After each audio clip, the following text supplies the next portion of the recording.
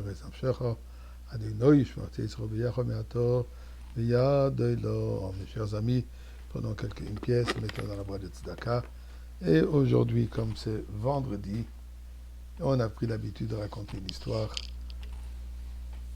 Écoutez l'histoire suivante. Ramat de Tchernobyle, un des géants de la Chassidoute, il avait consacré sa vie, parmi bien d'autres choses, particulièrement à la mitzvah de Pidyon Shvuyim, la mitzvah de racheter des personnes qui se trouvaient en prison à cette époque. Les barons,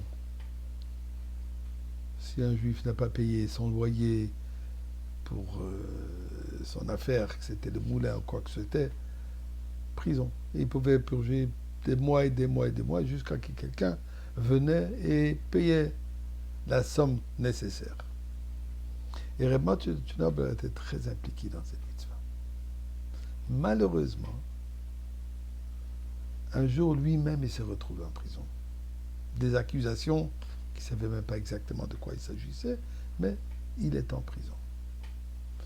Pendant qu'il est en prison, Mama Rachel Emenu le visite.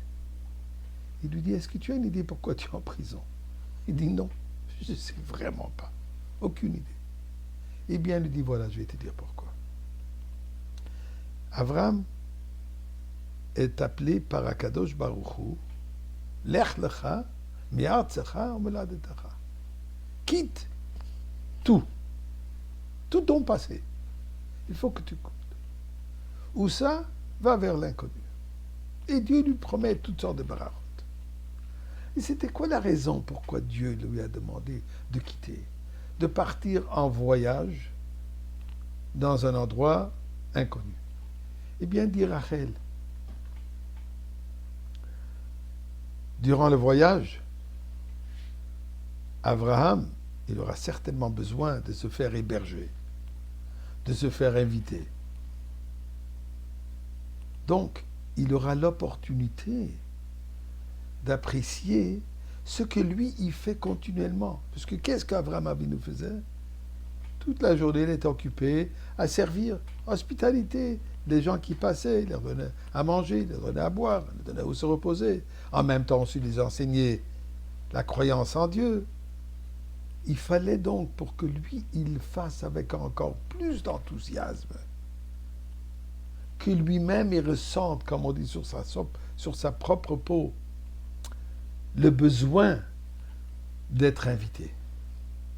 Et pour ça, Lech lecha, Dieu lui dit, pars en voyage, là, tu vas apprécier l'importance de tes actions.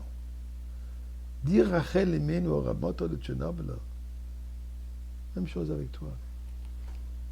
Tu t'occupes beaucoup de la mitzvah de Pidyon Shvuyim, mais il faut que toi-même tu passes par la prison pour que tu apprécies l'importance de cet acte, afin que tu agisses encore avec plus d'enthousiasme, plus d'implication. Avec tout ce que tu as fait maintenant, Lech lecha, tu peux faire mieux. Et ceci comment?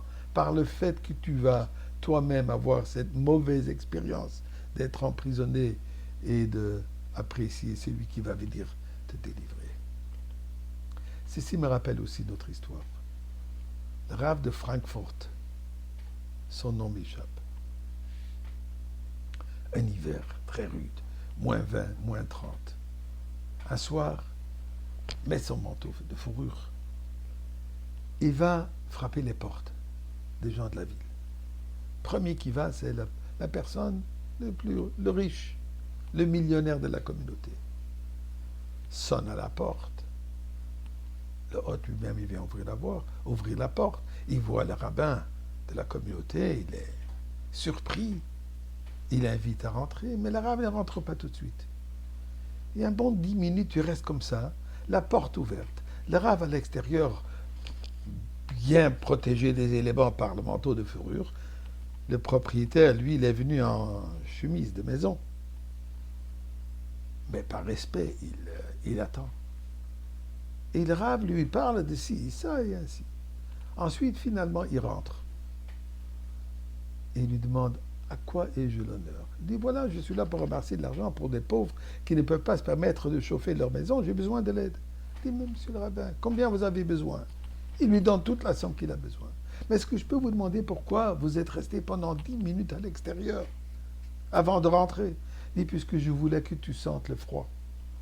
Quand toi-même tu as eu cette expérience, ressentir le froid, tu as agi d'une manière différente. Donc, nous, on a déjà senti les galoutes.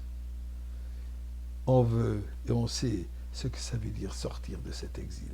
S'il te plaît, Vaïera, dévoile-toi encore avant ce Shabbat et nous allons nous retrouver avec Mashiach dans le Beth Amikdash.